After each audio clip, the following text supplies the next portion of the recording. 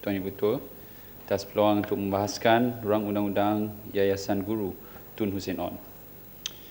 Sememangnya kebajikan guru harus diberi keutamaan sekiranya kita ingin memastikan sistem pendidikan negara dapat menghasilkan model insan yang berpengetahuan tinggi dan berdaya saing bagi memacu pembangunan negara kepada menjadi sebuah negara yang berpendapatan tinggi menjelang akhir dekad ini. Jadi saya ingin mengambil kesempatan ini untuk menyentuh Tuan Ketua beberapa perkara yang berkaitan dengan sistem pendidikan negara kita. Menurut pengumuman Menteri Pendidikan 1 pada bulan Mac yang lepas, peperiksaan PMR akan dimansuhkan mulai tahun ini dan akan diganti dengan PT3. Langkah ini adalah sebahagian daripada anjakan Kementerian Pendidikan Malaysia kepada format PBS ataupun pentaksiran berasaskan sekolah. Menteri juga menyatakan bahawa PT3 ini akan digunakan sebagai asas menentukan kemasukan murid ke tingkatan 4 termasuk di sekolah SBP, MRSM, sekolah agama, teknik, college vocational dan sebagainya. Dan di bawah PT3 ini, pelbagai instrumen akan digunakan untuk menilai prestasi murid seperti ujian amali, ujian bertulis, kajian kes, projek dan lain-lain lagi bergantung kepada mata pelajaran yang terlibat. Dan tidak seperti PMR dahulunya yang merupakan sistem peperiksaan berpusat, PT3 ini akan dikendalikan oleh pihak sekolah yang bertanggungjawab untuk mentadbir, mentaksir dan memberi skor berpandukan panduan yang disediakan oleh lembaga peperiksaan. Tambahan pada itu, pentaksir luar akan dilantik oleh lembaga peperiksaan bagi melakukan moderasi dan verifikasi terhadap keputusan murid. Jadi, dan akhir sekali ujian psikometrik juga diuar-uarkan sebagai salah satu kaedah untuk memastikan pemilihan dan penempatan murid ke sekolah-sekolah tersebut. Jelas, sistem PT3 ini adalah satu perubahan yang ketara berbanding dengan peperiksaan PMR dahulu. Namun, saya ingin bertanya sama ada pelaksanaan PT3 ini sudah pun dikaji dan difikirkan secara masak-masak. Ini kerana saya mendapat makluman daripada pelbagai pihak, khususnya guru dan juga pentadbir sekolah, bahawa sehingga sekarang masih terdapat banyak kekeliruan mengenai PT3 yang bakal dilaksanakan tahun ini. Sebagai contoh, format muktamad PT3 ini belum lagi disampaikan oleh lembaga peperiksaan kepada pihak sekolah dan tenaga pengajar. Guru-guru tingkatan 3 di seluruh Malaysia juga masih belum diberi taklimat penuh. Setengah sekolah pula tidak dapat membuat persiapan bagi kemasukan murid tingkatan 4 pada tahun depan akibat tidak memahami proses dan prosedur sistem penilaian baru ini. Tambahan pula, saya juga dipahamkan bahawa buku-buku teks yang baru pun belum disiapkan lagi akibat penyemakan semula sukatan pelajaran yang baru ini gagal dilaksanakan dalam tempoh masa yang ditetapkan. Jadi Tuan Ibu Ketua, kini sesi sekolah pun sudah memasuki separuh masa ataupun separuh tahun kedua, namun para murid dan guru tingkatan 3 di serata negara masih berada dalam kegelapan mengenai PT3 ini. Dengan hanya beberapa bulan lagi yang tinggal, bagaimanakah sekolah boleh memastikan murid akan bersedia untuk menghadapi pentaksiran baru pada akhir tahun ini? Pada masa yang sama, adakah guru dan juga pentadbiran sekolah bersedia untuk melaksanakan sistem baru yang belum lagi diketahuinya? Bagaimana pula dengan persiapan sekolah-sekolah dalam kemasukan enrolment murid tingkatan 4 tahun depan? Jadi nampaknya seluruh batch ataupun kelompok murid tingkatan 3 tahun ini bakal dikorbankan dek kerana pelaksanaan PT3 yang sungguh mengelirukan dan mengecewakan ini. Persoalannya, siapakah yang bertanggungjawab dan apakah tindakan kementerian untuk menangani masalah ini dengan segera? Tuan Yang Di-Pertua, sistem pendidikan negara kita sedang mengalami pelbagai perubahan. Selain daripada peralihan daripada peperiksaan berpusat kepada sistem pentaksiran berasaskan sekolah, buku teks digital juga telah diperkenalkan pada awal tahun ini oleh Menteri Pendidikan 2. Menurut laporan media, penggunaan buku teks digital yang mengandungi teks grafik serta ciri flip akan dilaksanakan secara berperingkat di semua sekolah di seluruh negara mulai tahun ini. Dan inisiatif baru ini yang ditawarkan sebagai alternatif kepada buku teks fizikal adalah sebahagian daripada projek infrastruktur ICT Mega yang dianugerahkan kepada syarikat YTL. Antara projek-projek kementerian yang sedang dilaksanakan oleh YTL adalah pemasangan jalur lebar 4G di kesemua 10,000 sekolah di bawah program 1 Bestari Net, penyediaan pelantar pembelajaran maya VLE ataupun Virtual Learning Environment yang merangkumi buku teks digital ini serta pembekalan komputer riba Chromebook kepada sekolah-sekolah. Di sini saya ingin menimbulkan beberapa persoalan mengenai pelaksanaan projek-projek tersebut. Pertama sekali, pendekatan yang digunakan adalah one size fits all ataupun satu size untuk semua. Dan ini pada khidmat saya merupakan pendekatan yang tidak intuitif dan langsung tidak mengambil kira faktor-faktor serta perbezaan keadaan setempat yang sangat ketara antara satu kawasan dengan kawasan lain. Sebagai contoh, cuba bandingkan sebuah sekolah di kawasan pedalaman Malaysia Timur dengan sekolah bandar seperti Sekolah Kebangsaan Bukit Damansara. Perbezaannya bukan sekadar dari segi infrastruktur, kualiti fakulti, penglibatan ibu bapa, malah juga dari segi latar belakang sosio-ekonomi murid serta kemahiran mereka dalam menggunakan kemudahan ICT. Jadi penggunaan VLE ataupun buku teks digital tidak akan mengurangkan kesenjangan antara murid bandar dan luar bandar. Malah, ia mungkin akan meluaskan lagi jurang tersebut. Ini kerana kemudahan ICT sudah tentu akan dimanfaatkan dengan lebih mendalam oleh guru-guru dan murid di kawasan bandar yang lebih mahir dan juga biasa dengan peranti-peranti IT dan sebagainya. Dan hakikat ini juga diakui oleh laporan Pelan Pembangunan Pendidikan Malaysia, PPPM, yang menyatakan bahawa pelaburan sebanyak 6 bilion ringgit dalam prasarana ICT sejak tahun 1999 sehingga tahun 2010 tidak menampakkan hasil yang baik dari segi kualiti pembelajaran dan prestasi murid. Walaupun perbelanjaan ICT dalam bidang pendidikan adalah sangat tinggi, sebuah kajian oleh Kementerian pada tahun 2010 telah mendapati bahawa penggunaan ICT dalam kalangan guru dan murid adalah sangat terhad. Menurut laporan tersebut, kurang lebih 80% guru hanya yang menggunakan ICT sebanyak 1 jam seminggu. Manakala laporan UNESCO pada tahun 2012 mendedahkan bahawa tidak ada bukti yang menunjukkan penggunaan ICT berjaya menyemai daya kreativiti, penyelesaian masalah, pemikiran kritis atau kemahiran berkomunikasi dalam kalangan murid. Salah satu sebab yang menjelaskan kegagalan infrastruktur ICT untuk meningkatkan kualiti pembelajaran adalah kekurangan latihan dan perkhidmatan sokongan kepada para guru. Justru prasarana canggih seperti makmal komputer, makmal sains dan sebagainya hanya boleh dimanfaatkan sepenuhnya sekiranya guru dan murid fasih dan berminat dengan kemudahan tersebut. Sekiranya tidak, ia akan menjadi pembaziran besar semata-mata seperti mana pelaburan 2.6 bilion ringgit dalam perkakasan PPSMI juga tidak digunakan dengan sepenuhnya. Oleh itu, walaupun saya percaya bahawa penggunaan teknologi seperti VLE dan buku teks digital adalah pembaharuan yang dapat memperkayakan pengalaman pendidikan murid dan guru, ia hanya boleh berjaya sekiranya sekolah dan guru kita bersedia untuk melaksanakannya dengan betul.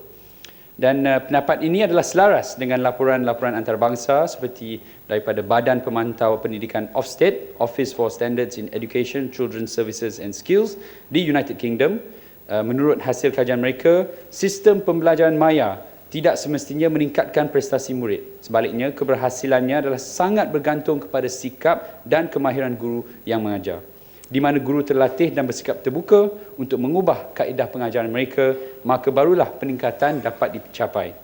Oleh itu, kita berbalik kepada persoalan kebolehupayaan guru yang berkhidmat dalam sekolah-sekolah kita. Adakah mereka benar-benar berupaya untuk memanfaatkan sistem yang canggih ini? Dan sekiranya tidak, apakah semua projek ICT oleh YTL ini akan menjadi gajah putih dan pembaziran yang besar? Kegagalan program PPSMI yang menelan belanja sebanyak 3.2 bilion ringgit secara keseluruhannya harus dijadikan sebagai satu peringatan. Sepang. Ya, sila. Terima kasih Speaker, terima kasih kepada Bukit Bendera. Bukit Bendera, saya ingin bertanyakan dua persoalan. Pertamanya berdasarkan apa yang dikatakan oleh Bukit Bendera tadi, jelas bahawa ada satu masalah di sini, iaitu kerajaan dilihat tidak melihat kepada apakah prioriti, keutamaan yang perlu dikedepankan dalam isu pendidikan ini. Kita telah menyaksikan bagaimana ditedahkan oleh Bukit Bendera tadi bahawa program-program menjadi gajah putih. Kita melihat perbelanjaan dibelanjakan dengan begitu banyak, dan kita tahu tahun 2014 ni kerajaan telah memperuntukkan 54 bilion dari segi bajet yang tertinggi bagi digunakan untuk pendidikan. Jadi apa yang dilihat pelajar ni yang masalahnya jurang itu, yang pelajar-pelajar di luar bandar ini, mereka guru-guru menghadapi masalah untuk nak galakkan mereka belajar. Bukan lagi untuk nak fikir pasal menggunakan buku digital. Untuk mereka pergi sekolah pun satu masalah. Untuk mereka nak belajar tu pun satu masalah. Jadi kalau kita habiskan wang yang begitu banyak untuk melaburkan dalam contohnya dalam projek buku digital ini, dalam keadaan prioriti yang sebenar tidak diadres, setuju tak dengan saya bahawa ini menunjukkan bahawa kita lihat model-model baru atau produk-produk baru yang diperkenalkan dalam sistem pendidikan ini menjadikan pelajar sebagai tikus makmal, jadi bahan uji kaji. Bukan kerana nak buat semata-mata betul nak ada satu nak menaik tarafkan sistem pendidikan, tapi seperti mana dikatakan oleh Engku Aziz satu masa dulu, dia lihat sistem pendidikan ini seperti tikus tebuk labu. Maknanya sini bocor, kalau sini bocor dia tebuk lain pula. Maknanya sentiasa buat eksperimen baru. Dan sentiasa membelanjakan wang rakyat untuk eksperimen baru tu. Tapi hasilnya sering negatif. Terima kasih. Minta pandangan. Terima kasih Yang Mohamad Sepang. Memang betul apa yang dikatakan oleh Yang Mohamad Sepang, isu-isu seperti kualiti guru, infrastruktur asas, saya rasa harus diberi keutamaan sebelum projek-projek mega yang menelan belanja duit dan juga boleh dipersoalkan keberhasilannya. Pada masa yang sama, Tuan Yang Di-Pertua, saya tidak mengatakan bahawa sekolah luar bandar tidak harus diberi perhatian dan pelaburan yang sama. Sebaliknya, saya percaya bahawa keperluan setiap kawasan adalah berlainan dan kementerian harus memberi tumpuan yang berbeza untuk memenuhi keperluan murid setempat. Sebagai contoh, laporan PPPM juga mendedahkan bahawa setakat 2011, kurang lebih 300 sekolah masih tidak mempunyai bekalan elektrik 24 jam. Sementara 1,500 sekolah tidak dilengkapkan dengan kemudahan air bersih. Dari segi prasarana ICT dan sains pula, lebih kurang 2,700 sekolah tidak mempunyai makmal komputer, manakala 2,000 sekolah tidak mempunyai makmal sains yang beroperasi penuh. Sedangkan masalah infrastruktur asas masih belum ditangani, bagaimanakah mungkin sistem canggih seperti jalur lebar 4G, buku teks digital dan sebagainya dapat dimanfaatkan dengan sebaik-baiknya? Tidakkah patut lebih perhatian diberi kepada usaha menyempurnakan prasarana asas terdahulu sebelum beranjak kepada sistem canggih terbaru? Tuan Yang Di-Pertua, lagi satu masalah yang menggugat daya saingan modal insan kita adalah tahap penguasaan bahasa Inggeris. Jika dulu kita boleh berbangga dengan graduan tempatan yang fasih bertutur dan berkomunikasi dalam bahasa yang menjadi lingua franca dunia dalam bidang ilmu dan perdagangan, kebelakangan ini kelemahan penguasaan bahasa Inggeris adalah semakin terselah. Sebagai contoh, hanya 28% murid tingkatan 5 berjaya mendapat kredit minima dalam kertas bahasa Inggeris SPM tahun 2011 apabila diukur dengan standard Cambridge 1119.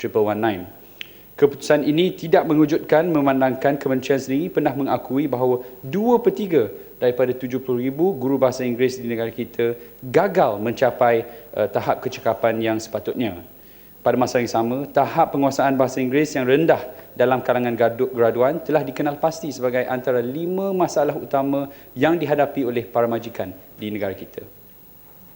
Justru kita mengiktiraf bahawa kementerian telah melaksanakan beberapa program untuk memperkukuhkan penguasaan bahasa Inggeris dalam kalangan guru dan murid. Antara usahanya adalah program penutur jati bahasa Inggeris, PPJBI, yang dijalankan dari tahun 2010 sehingga 2013 dan kini dilanjutkan selama 2 tahun lagi sehingga 2015. Dalam program tersebut, 3 syarikat perunding telah dilantik untuk menyediakan 360 orang mentor penutur jati bahasa Inggeris asing yang kemudiannya dihantar ke sekolah rendah terpilih di serata negara untuk membimbing guru bahasa Inggeris tempatan. Jumlah kos bagi program ini adalah kurang lebih RM0,5 bilion dalam tempoh 5 tahun atau bersamaan dengan 90 juta setahun atau RM21,000 sebulan bagi setiap seorang mentor penutur jati bahasa Inggeris. Dan menurut jawapan kementerian yang pernah saya terima, sepatutnya 7,500 orang guru di bawah di dalam 1,800 buah sekolah rendah sudah pun terlatih dalam tempoh 3 tahun yang lalu. Walau bagaimanapun, pelaburan yang besar ini tampaknya tidak mendatangkan hasil yang setimpal. Berdasarkan keputusan UPSR tahun lepas, didapati bahawa keputusan kertas bahasa Inggeris telah mengalami kemerosotan, di mana hanya 74.4% daripada calon sekolah kebangsaan berjaya mencapai sekurang-kurangnya grade C iaitu penurunan berbanding tahun lepas, tahun sebelumnya. Malah bilangan calon yang mendapat grade A dan B juga telah menurun. Pada masa yang sama, grade purata mata pelajaran untuk kertas tersebut juga merosot. Justru selepas 3 tahun pelaksanaan dan perbelanjaan yang begitu besar, bagaimanakah mungkin penguasaan bahasa Inggeris di kalangan murid sekolah rendah kita boleh merosot? Dalam pada itu, program ini telah dilanjutkan selama 2 tahun lagi dengan kos tambahan RM184 juta dengan terma yang sama bagi ketiga-tiga syarikat perunding. Dalam mesyuarat parlimen yang lalu, saya telah mengajukan soalan mengenai rasional lanjutan PPJBI ini, memandangkan penurunan prestasi kertas bahasa Inggeris dalam UPSR telah menurun. Dan dalam maklum balas yang saya terima, Timbalan Menteri Pendidikan 2 mengakui bahawa memang terdapat kemerosotan, namun menyatakan bahawa PPJBI ini adalah program jangka masa panjang. Saya setuju dengan Timbalan Menteri bahawa program pendidikan seharusnya bersifat jangka panjang, walau bagaimanapun saya tidak menerima hakikat bahawa setelah beratus juta ringgit dibelanjakan dalam 3 tahun pelaksanaan program ini, tiada sebarang peningkatan yang dicapai dari segi prestasi murid. Dalam mempertahankan keputusan kementerian untuk melanjutkan program tersebut, Timbalan Menteri kedua telah menyatakan bahawa tahap penguasaan guru bahasa Inggeris telah meningkat. Menurut penilaian yang dibuat oleh mentor penutur jati ke atas guru bimbingan mereka, bilangan guru yang berada pada tahap basic level telah berkurangan, manakala bilangan guru pada tahap proficient level telah meningkat.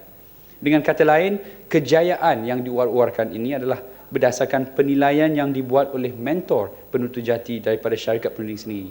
Saya tahu pihak kementerian ingin mengamalkan sistem pentaksiran berasaskan sekolah, tapi saya meragui sama ada sistem pentaksiran berasaskan perunding ini adalah kaedah yang paling tepat untuk mengukur hasil yang dicapai. Pada saya, walaupun program ini bertujuan untuk melatih guru, akhirnya kayu ukur kejayaan hendaklah berdasarkan kepada prestasi murid.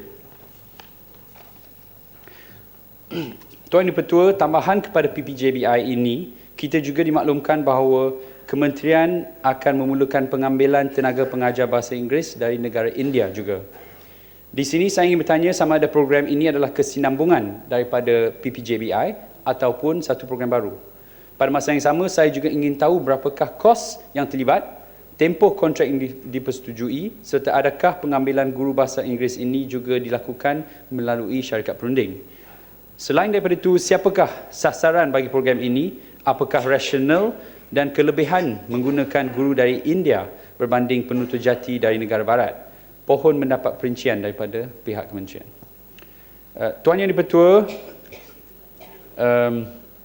isu terakhir saya nak bawa, isu perbelanjaan. Ya. Komitmen kerajaan dari segi peruntukan keuangan yang diberikan kepada hal ehwal pendidikan adalah sangat tinggi. Untuk tahun ini, seperti mana yang dikatakan oleh Yang Berhormat Sepang, RM54 bilion telah diperuntukkan untuk Kementerian Pendidikan. Angka ini bersamaan dengan 21% belanjawan negara dan lantas menjadikan Kementerian Pendidikan sebagai kementerian terbesar dari segi saiz belanjawan. Namun begitu, perbelanjaan yang besar ini seolah-olah tidak menghasilkan pulangan atas pelaburan ataupun ROI yang baik apabila prestasi murid kita dalam penilaian antarabangsa seperti PISA dan TIMSS dan sebagainya sering menunjukkan pola yang makin merosot sehingga negara kita kini ditempatkan di kalangan negara-negara yang tercorot. Dan hal ini juga diakui oleh laporan PPPM yang menyatakan bahawa tahap perbelanjaan lebih tinggi tidak semestinya dikaitkan dengan keberhasilan yang lebih baik. Jelas, persoalan yang harus diberi perhatian bukanlah sama ada peruntukan pendidikan mencukupi atau tidak, tapi sama ada peruntukan tersebut diuruskan dan dibelanjakan dengan baik, berhemah dan demi keberhasilan yang maksimum. Saya sebentar tadi pun telah mempersoalkan perbelanjaan kerajaan dalam prasarana ICT, perkakasan komputer, buku teks digital dan juga lantikan syarikat perunding.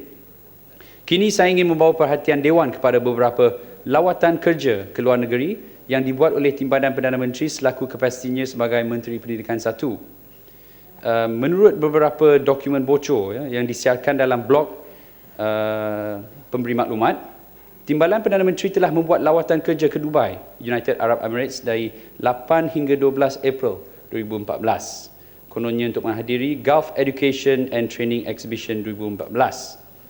Dan menurut kepada jadual perjalanan yang tidak dinafikan tapi hanya disangkal oleh pejabat Timbalan Perdana Menteri sebagai draft yang belum dimuktamadkan, rombongan Timbalan Perdana Menteri telah menaiki pesawat khas ke Dubai di samping menginap di hotel mewah.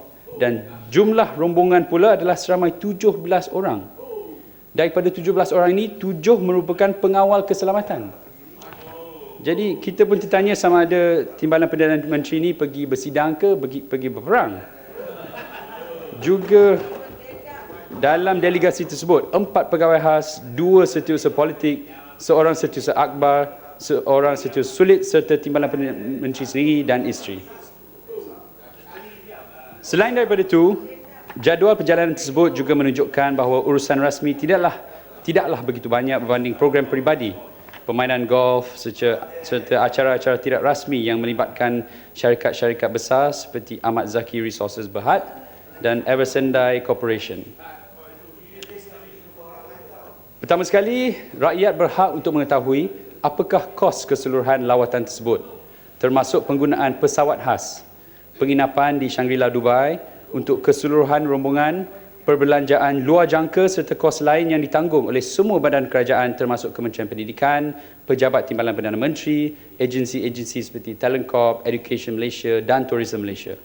Kedua, kerajaan harus menjawab apakah kewajaran menghantar delegasi seramai 17 orang untuk lawatan 5 hari.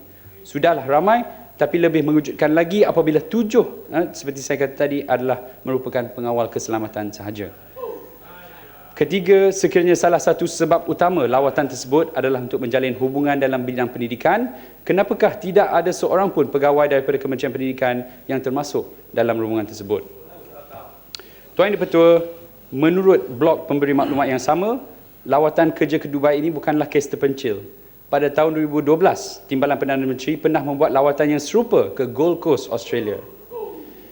Mengikut jadual perjalanan yang dibocorkan, lawatan dari 10 hingga 18 November 2012 telah bermula dengan 2 hari di Melbourne, di mana Timbalan Perdana Menteri telah merasmikan persidangan World Chinese Economic Forum. Namun selepas daripada itu, Timbalan Perdana Menteri dan rombongannya telah bergegas ke destinasi pelancongan utama Australia iaitu Gold Coast, Brisbane selama 4 hari dan 5 malam. Dan dalam 4 hari penuh yang dihabiskan di Gold Coast, aktiviti Timbalan Perdana Menteri hanyalah sebanyak 2 jam sehari secara purata. Dan kebanyakan daripada aktiviti tersebut merupakan taklimat ringkas dan majlis makan malam termasuk dengan ahli-ahli kelab UMNO. Cukuplah tu. Okey, dan jauh sangat menyimpang tu. Sepanjang lawatan tersebut, rombongan telah menginap di Hotel Hilton Surfers Paradise, Bukit Mentajam. Saya rasa Bukit Bendera telah menaikkan satu isu yang penting tentang perbelanjaan. Kalau ni saya tak jemput lagi ni. Dia bagi laluan, bagi laluan. Tapi kena saya jemput dulu. Okey. Dia bagi laluan. Sila. Okey, terima kasih Tuan Speaker. Bukit Bendera, sebenarnya saya juga mendapat dokumen yang sama tentang lawatan bekerja ke Gold Coast ini oleh Timbalan Perdana Menteri yang berjumlah 17 orang juga seperti lawatan ke Dubai, dan ke-17 orang ini termasuklah 6 orang pengawal keselamatan, 5 orang pegawai kas, 2 setiausaha akhbar, seorang setiausaha politik, seorang setiausaha sulit, dan termasuklah Timbalan Perdana Menteri dan isteri beliau sekali. 6 orang pengawal keselamatan. Kalau pergi ke Dubai mungkin nak perang, pergi ke Gold Coast untuk perang apa? Dan seperti mana juga lawatan kerja ke Dubai, tiada seorang pun pegawai daripada kementerian yang mengikuti lawatan tersebut. Tiada career civil servant. Adakah ini bermakna Timbalan Perdana Menteri sendiri tidak mempercayai pegawai-pegawai kementerian, ataupun adakah lawatan ini sekadar company trip untuk pegawai-pegawai pejabat beliau sahaja? Minta Timbalan Perdana Menteri jawab. Dan seperti ke Dubai, rombongan kali ini terbang menggunakan special aircraft ataupun pesawat khas. apakah makna special aircraft ini? Adakah ia jet peribadi? Dan bagaimana semua ini membawa sumbangan kepada sektor pendidikan ataupun kepada negara secara amnya? Di masa penjawat awam dikenakan potongan allowance sampai RM50, tol pun kena potong. Di masa mereka kena ambil potongan allowance penerbangan, buat program sarapan pagi, nasi lemak pun tak dapat makan. Di masa rakyat kena makan kangkung, Perdana Menteri, Timbalan Perdana Menteri dapat layanan begitu istimewa membelanjakan wang berjuta-juta ringgit untuk program lawatan sambil bekerja ke bermain ke kita tak tahu. Ya, terima kasih Bukit Tajam dan saya pohon agar Kementerian memberi penjelasan akan habiskan mengenai perbelanjaan ini. Hakikatnya Tuan Yang Ketua, Pukul 1 dia. okey, tiada sesiapa yang menafikan bahawa pendidikan adalah bidang kritikal dan harus diberikan perhatian termasuk dari segi sumber dana.